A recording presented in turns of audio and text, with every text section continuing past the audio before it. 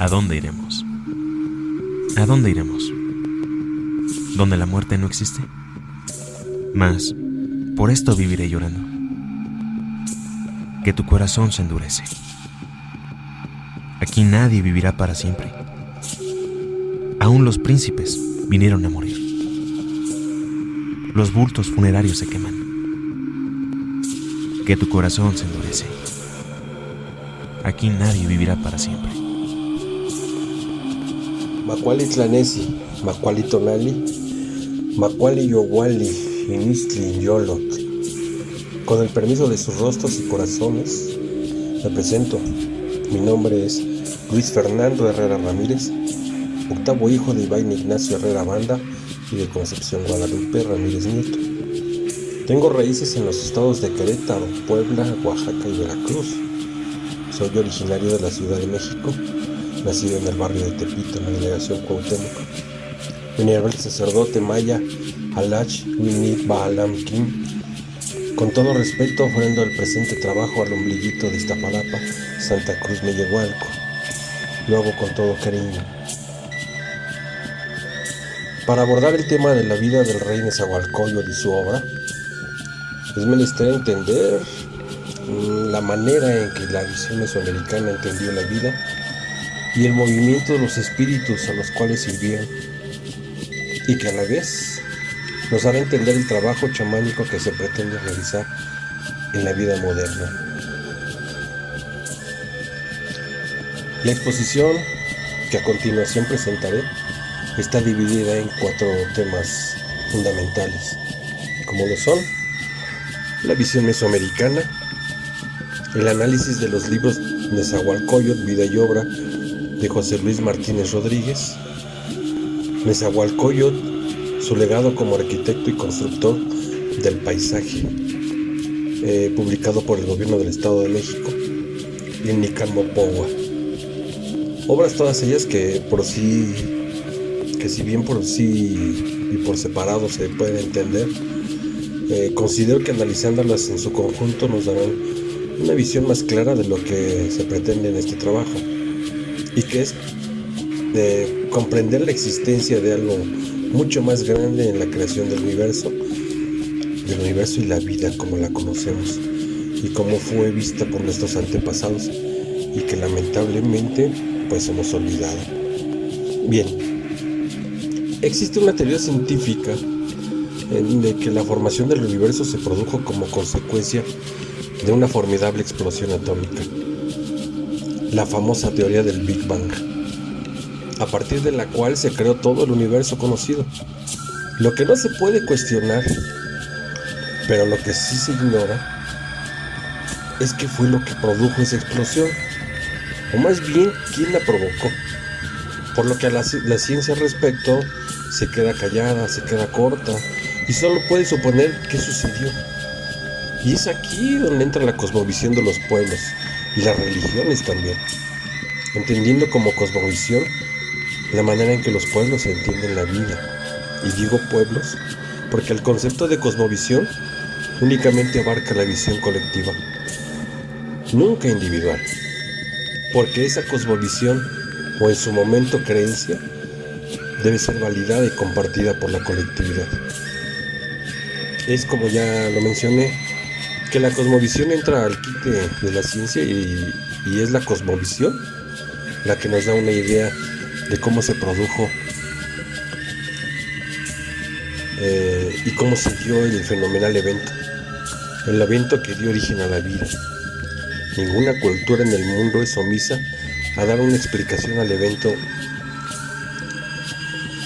y la nuestra cultura no es omisa, pues nuestra tradición marca que en la oscuridad de los tiempos remotos existió el Tloquenahuaque, el señor del cerca y el junto, el señor que todo lo abarca y todo lo ve, pues está en todos lados y al mismo tiempo. Se dice que Tloquenahuaque dio vida a diversas energías llamadas espíritus, y a la cual los conquistadores dieron el nombre de dioses. Estos espíritus vivían en la oscuridad de la noche, junto con el Tloquenahuaque. Estos, los espíritus, al saberse inmortales, dejaron de hacer las diferentes labores para las cuales fueron creados y únicamente se dieron al ocio, lo que provocó el enojo del Señor del cerca y del junto, quien al ver todo este desbarajuste por parte de los espíritus por él creados, les decidió castigarlos, por lo que produjo una gran explosión que dejó a todos los espíritus inmóviles, de tal suerte que cada uno quedó paralizado, justo en la actividad que en ese momento estaban realizando. Es decir, si algún espíritu estaba comiendo, así se quedó. Si otro estaba defecando, así se quedó, y etc. Ante esta situación, a los espíritus ya no les fue posible satisfacer sus necesidades, pues por lo cual se vieron obligados a crear ellos mismos seres que les sirvieran para tal fin, lo cual dio creación a los seres humanos. Podríamos extendernos a este respecto al mito de la creación y de los 5 soles de que habla la piedra del sol, pero no es el fin de esta presentación. Pero sí lo abordaremos en otros trabajos. Ya realizado el castigo para los espíritus, la formidable explosión creada dio paso también a la formación de los lugares donde estos espíritus habitarían, como lo es el mundo en el que vivimos. Espíritus que llegaron antes que el ser humano y que se adueñaron de los lugares, haciéndolos sagrados, pues estos espíritus, y también espíritus menores, tenían todo lo necesario para satisfacer sus propias necesidades, sin la ayuda del hombre.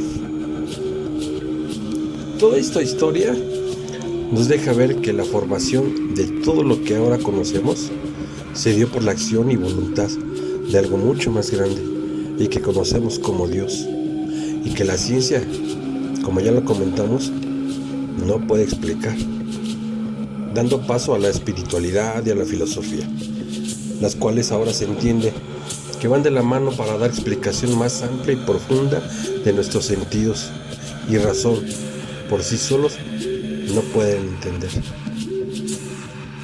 Sigamos adelante. Es el caso que una vez que los espíritus dieron paso a la creación del humano, los depositaron aquí en la tierra para que mediante su servicio pudiera satisfacer las necesidades de aquellos. Sin embargo, estos espíritus creadores no contaron con que el hombre, para satisfacer a su vez sus necesidades particulares, se dio la tarea de ocupar de una manera violenta o digamos poco cortés los lugares que los espíritus menores ya ocupaban, tomando posesión de la selva, las montañas, los ríos, lagunas, en fin, todo. Es decir, el ser humano entendió que al llegar a este plano existencial, él ya era el último, que ya todo estaba ocupado, que ya todo tenía dueño. ¿Y ahora qué? Se preguntó, ¿y ahora qué? ¿Cuál es nuestro lugar? Y surge en este momento la arrogancia del hombre, el egoísmo para adueñarse de los lugares sagrados, entendiendo que la única manera de tomar posesión era dar muerte al ser que ocupaba ese sitio. Sin embargo, y ante su arrogancia, el hombre no se percató que al matar o desplazar al ser que llegó antes, el espíritu de pasaría también en espíritu a formar parte de este ser humano, que absorbería la esencia de aquel y que al mismo tiempo quedaba maldito, pues ya no podría abandonar el lugar so pena de ser desplazado para siempre del mismo, dando lugar a su vez de que el espíritu que primeramente habitaba el sitio pudiera regresar a reclamarlo. Lo anterior es totalmente cierto y comprobado, pues como podemos ver en la imagen, la vegetación retorna a su lugar una vez abandonadas nuestras pirámides, a las que ahora llamamos ruinas. Y creo que más aplicable es el término vestigios, ya que en su mayoría estos sitios arqueológicos no se encuentran destruidos sino abandonados, que no es lo mismo. Pues bien, como se observa en la imagen, efectivamente se observa lo señalado, La vegetación cubre la zona abandonada, es decir, vuelve a tomar el espacio que le fue arrebatado. En esta fotografía, que pertenece a la zona arqueológica de Teotihuacán, en el Estado de México, antes de ser descubierta, y sí, queda claro que el espíritu de la vegetación regresa al lugar después de que el humano ya no le fue útil. No le fue útil ni la zona al ser humano, ni le fue útil el espíritu, el ser humano, valga la redundancia. Bueno, con la vegetación, todo ser vivo desplazado por el ser humano. Pero esto, ¿qué nos dice? Es decir, la vegetación regresa al lugar que ocupaba anteriormente. Y lo que nos dice no es otra cosa, pues que los espíritus no se van, no huyen, siempre se quedan, siempre están presentes, ya para darnos paso o ya para restaurar lo que modificamos o descomponemos. Y pues fue así como se entendía en el antiguo náhuatl, así lo entendían los habitantes de Mesoamérica. Y fue así como iniciaron su relación con los espíritus de los lugares que habitaron, no solo en un respeto, sino más bien en una auténtica disposición de estar al servicio de los espíritus habitantes del lugar. También de aquellos más grandes y que fueron los que crearon y dieron sustento a la vida como la concibieron en su momento, y que en la actualidad, y como consecuencia de la conquista y evangelización, dejamos de ver y dejamos de poner atención al hecho auténtico y verdadero de que esos espíritus siempre han permanecido. Esta historia que cuento es muy escueta, realmente es mucho más extensa y más profunda, pero lo hago así como una manera de contexto. Como digo, los espíritus siempre han permanecido. Pero más aún también existieron personajes de élite que concibieron de una manera mucho más profunda la relación del hombre con los espíritus, con lo sagrado de la vida y de la creación. Y este hombre fue el rey Nezahualcóyotl, Coyote en ayuno, quien entendió el efímero paso del hombre por esta vida, por este plano. Al respecto, José Luis Martínez Rodríguez, en su obra denominada Nezahualcóyotl, vida y obra, pues nos da a conocer la vida del rey Nezahualcóyotl, cómo le tocó vivirla. Conocemos en la actualidad de la existencia de este monarca, y la conocemos por sus obras de arquitectura y de ingeniería, majestuosas y actualmente útiles, pues nos dan un ejemplo claro del grado de avance de la civilización mesoamericana. Pero sobre todo, es recordado como el rey poeta. Si bien la vida de Nezahualcóyotl estuvo marcada por la tragedia, la persecución y hasta cierto punto por la austeridad, también estuvo marcada por el arte, la espiritualidad, lo que se entendía en sus obras arquitectónicas y de ingeniería, que además de su utilidad, pues fueron de un gusto muy refinado, pues como queda manifestado en las obras editadas por el gobierno del Estado de México, denominada Nezahualcóyotl, su legado como arquitecto y constructor del paisaje. Y no se diga de sus poemas, que además de bellos, se puede percibir un dejo de tristeza y dolor, al igual que de renuncia y abandono a los designios del espíritu. Efectivamente, el arte era una actividad de suma importancia en el mundo mesoamericano, y más los poetas, que tenían una función social preponderante, pues estos, a través de sus cantos, se encargaban también de la interpretación de los libros pintados, que permitían el acceso a cuanto en ellos se guardaba: las relaciones históricas, las genealogías, los sistemas calendáricos y administrativos, las leyes, las oraciones, los preceptos morales y los discursos ceremoniales, y el aprendizaje de memoria de los cantos divinos. Nezahualcóyotl tenía entonces una conciencia muy clara de la función trascendente del arte como una manifestación de intuición de la divinidad y del misterio. el rigor y la delicadeza que exige la creación artística. Y ello solo se consigue mediante una exhausta disciplina y una gran devoción al mundo de lo sagrado. Y esto lo podemos aseverar debido a que, como lo manifiesta el rey Nezahualcóyotl de sus obras, específicamente en sus cantos poéticos, pues que se trata de un diálogo entre él con el Gran Espíritu, como si se pusiera a disposición de como si pusiera a disposición del Gran Espíritu todas y cada una de sus obras.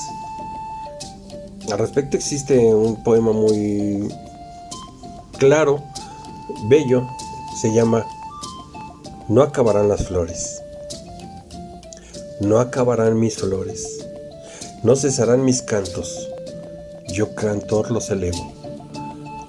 Se reparten, se esparcen, aun cuando las flores se marchiten y amarillecen, serán llevadas allá, al interior de la casa, del ave de plumas de oro.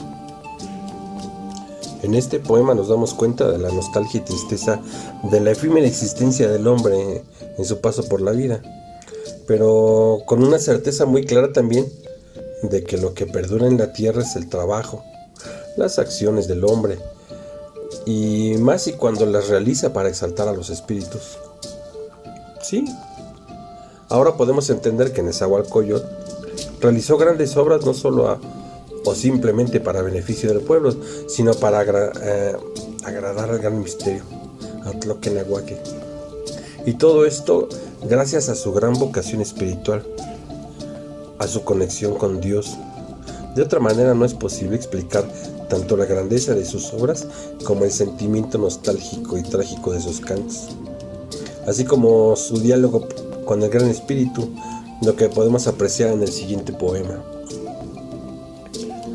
En la casa de las pinturas comienza a cantar, ensaya el canto, derrama flores, alegra el canto, resuena el canto, los cascabeles se hacen oír, a ellos responden nuestras sonajas floridas, derrama flores, alegra el canto, sobre las flores canta, el hermoso faisán su canto despliega, en el interior de las aguas a él responden variados pájaros rojos, el hermoso pájaro rojo bellamente canta.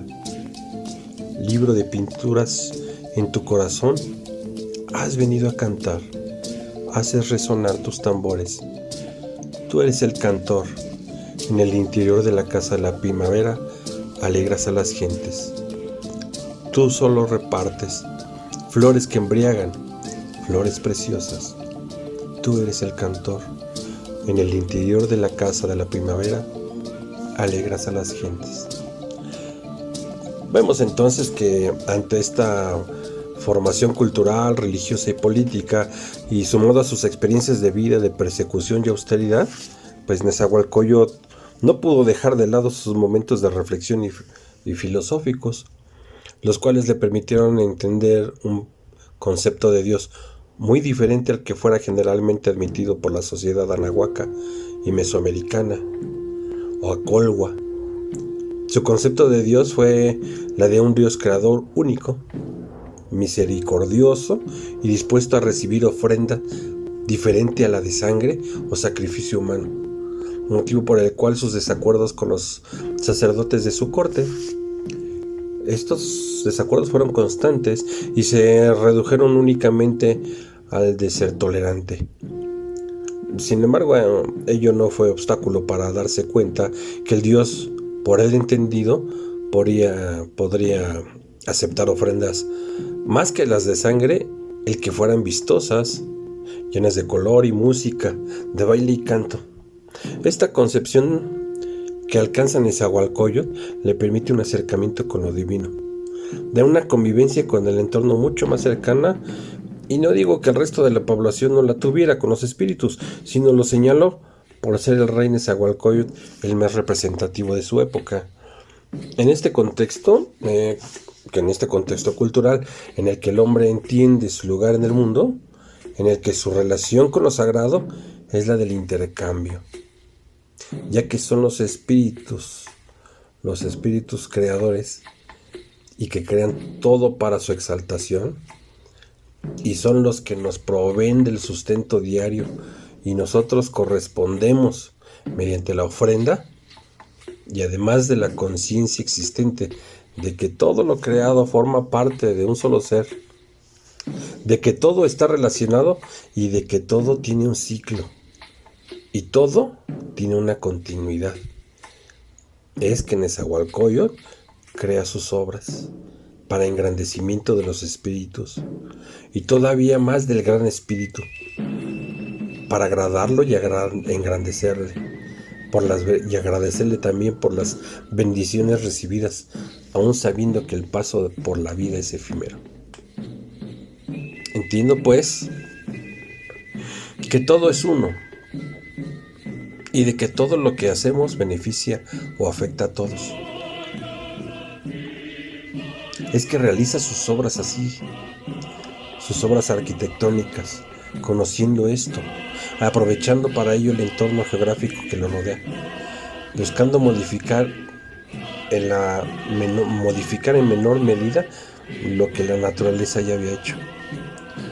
Además del anterior, Nezahualcóyotl fue un digno heredero de sus antecesores, quienes iniciaron una cohesión de la población con la finalidad de dar fin a agrupaciones nómadas y sin estructura, tocando al rey Nezahualcóyotl dar consecución a las obras necesarias para el fortalecimiento de su pueblo y de sus aliados también, pero siempre respetando las convicciones sociales, como lo fue el mito del Temoanchán, pues es el Tezcotzingo, en la tradición Acolhua, el sitio mítico por excelencia, señalado por el rey Quintatzin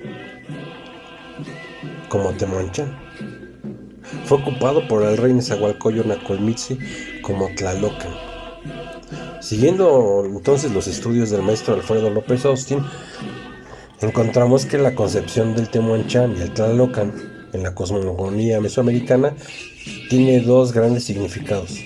Y uno es el sitio de origen del hombre y el otro es su sitio de destino.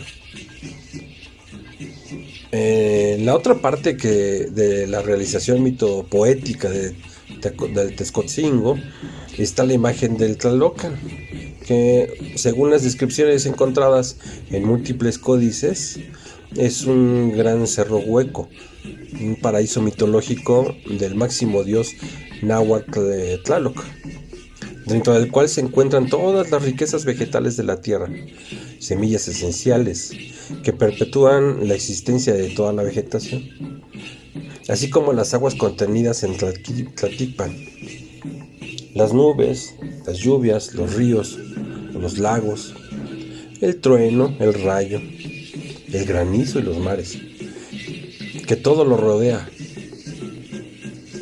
y que son el sitio donde habita la diosa de la sal. Y todo ello custodiado y administrado por los pequeños y caprichosos tlaloques, que son divinidades del mundo agrícola. Este paraíso, ubicaba debajo de la tierra, abarca su totalidad y conforma el centro del mundo al cual se accedía por el oriente y desembocaba en el mar. A ese lugar estaban destinados los muertos por causas acuáticas, por el rayo, los hidrópicos, las mujeres muertas en el parto, algunos inválidos por enfermedades genéticas y los contrahechos. Estos aspectos mitológicos eran bien conocidos por Nezahualcóyotl y que influenciaron en mucho la obra arquitectónica del rey, pues como ya se ha mencionado, además de realizar dichas obras para beneficio de la población, a las que benefició con aguas de riego suficientes, no solo para abatir el hambre y darle mayor poderío económico al mismo, sino también para agradar a los espíritus y al gran espíritu, al construir sobre el Tezcotzingo, que para nuestros antepasados era el Temoanchán, construye una obra que emula el Tlalocan, lugar sagrado y que representa al inframundo acuático de nuestros antepasados. Nezahualcóyotl no solo se caracterizó por sus obras de arquitectura, sino también como un constructor y reforestador de bosques, en los cuales, o con los cuales, contribuyó a resarcir el deterioro ecológico producido por las obras de ingeniería, y como ofrenda a los espíritus de los lugares, para permitir, o por más bien por permitir la construcción de sus edificaciones. La construcción también de sus contenedores y de sus acueductos. Es en suma una visión muy clara de cómo los antiguos habitantes de la Anáhuac convivieron con el entorno, y no como una creencia dogmática religiosa, sino más bien como una convicción de vida, de respetar el entorno y la vida en todas sus manifestaciones, trabajando con las entidades anímicas y no a trabajar como como una sola individualidad, sino como una sola unidad. Esto les permitió ser un pueblo grande y poderoso, no solo en lo militar, sino también en lo económico, en lo cultural y espiritual, y también con avances científicos muy grandes.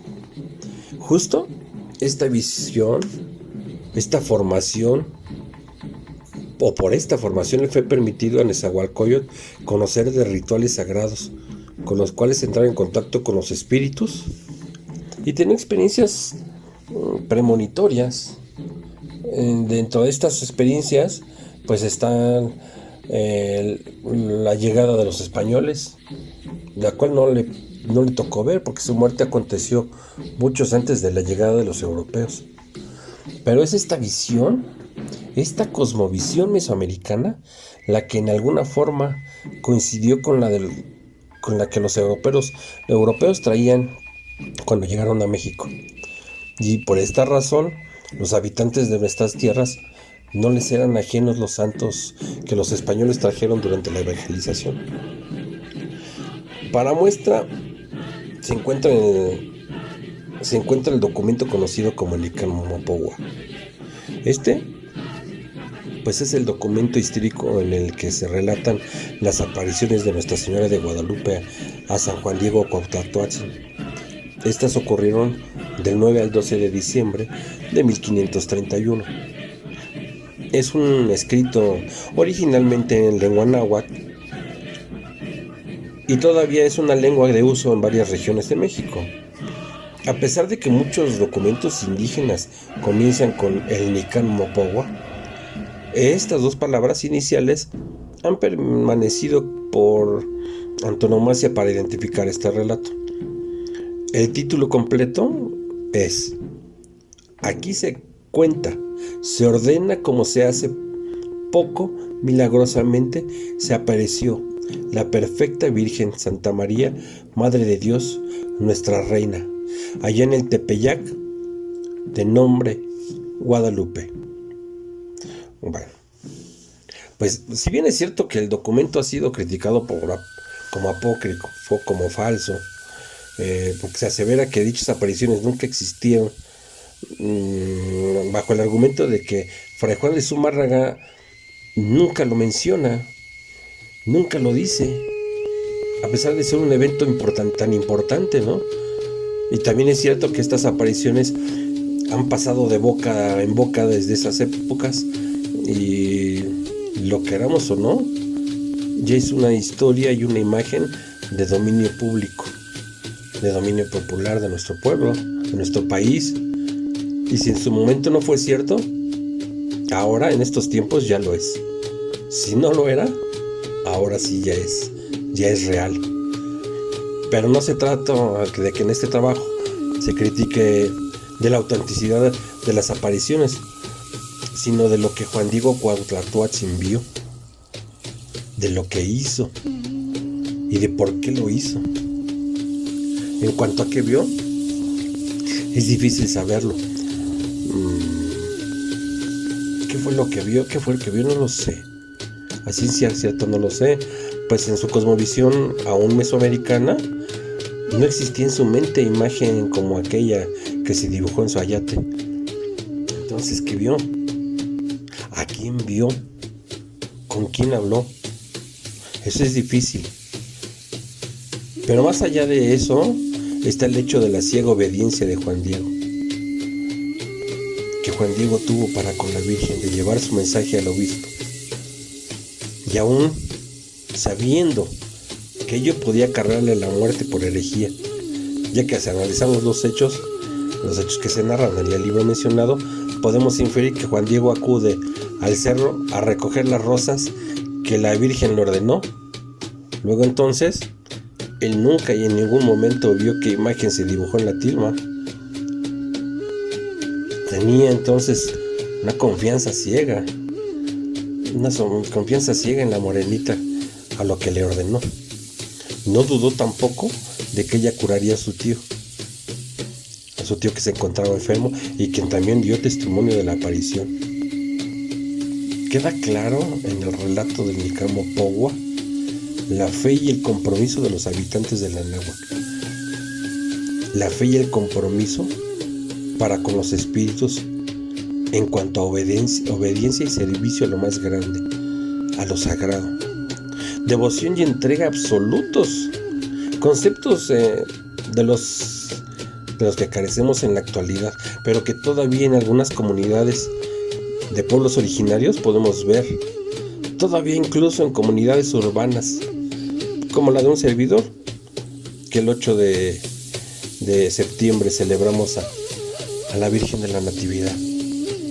Hicimos la procesión. Lugares donde se guardan estas costumbres y de la que espero perduren por muchos años más. Muchas gracias.